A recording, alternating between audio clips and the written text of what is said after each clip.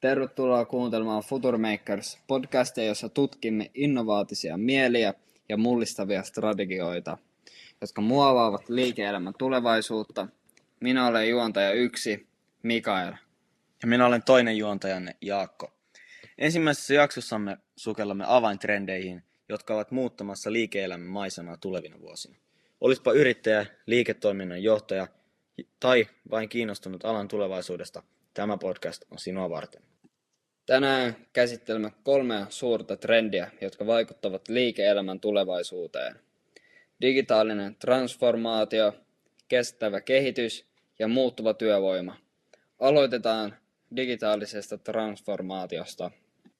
Digitaalinen transformaatio on paljon enemmän kuin pelkkä muotisana.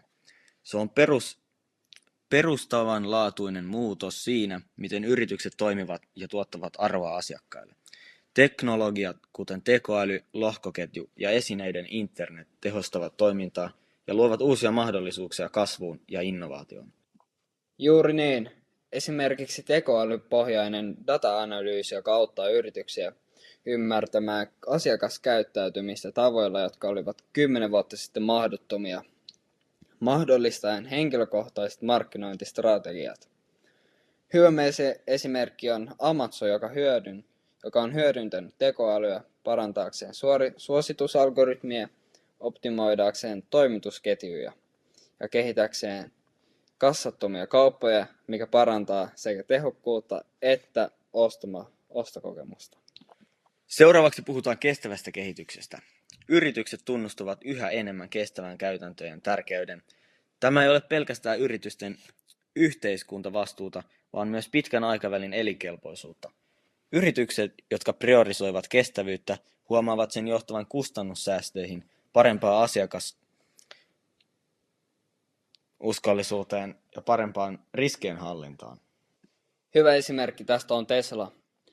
Keskittymällä sähköautoihin ja uusiutuviin energiaratkaisuihin Tesla asemoitunut vihreän teknologian johtajaksi.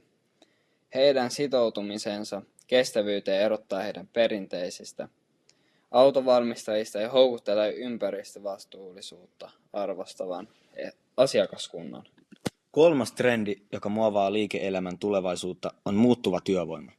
Etätyön nousu, jota edistävät viestintäteknologian edistysaskeleet ja COVID-19-pandemian kiihdyttämä kehitys, on muuttanut tapaa, jolla yritykset ja työntekijät ajattelevat työtä.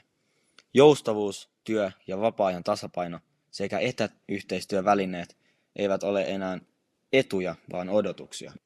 Yrityksen kuten Slack ja Zoom ovat tulleet välttämättömiksi etätiimeille, mahdollistaen reaaliaikaisen yhteistyön ja tuottavuuden ylläpitämisen. Riippumatta fyysisestä sijainnista, yritykset, jotka omaksuvat nämä työkalut ja etätyökulttuurin, ovat paremmassa asemassa houkuttelemaan huipputalentteja sopeutumaan tuleviin häiriöihin. Yhteenvetona voidaan todeta, että liike-elämän tulevaisuutta muovaavat digitaalinen transformaatio, kestävä kehitys ja muuttuva työvoima.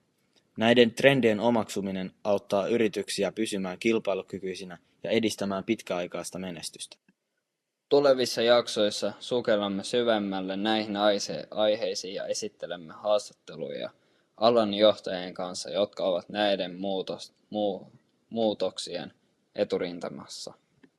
Kiitos, että liityitte seuraamme tälle matkalle liike-elämän tulevaisuuteen. Jos piditte tämän päivän jaksosta, tilatkaa Future Makers suosikki podcast alustanne ja seuratkaa meitä sosiaalisessa mediassa saadaksenne viimeisimmät päivitykset. Ensi kertaan minä olen juontaja Jaakko.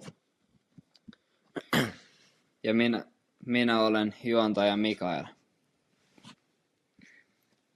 Nähdään ensi jaksossa.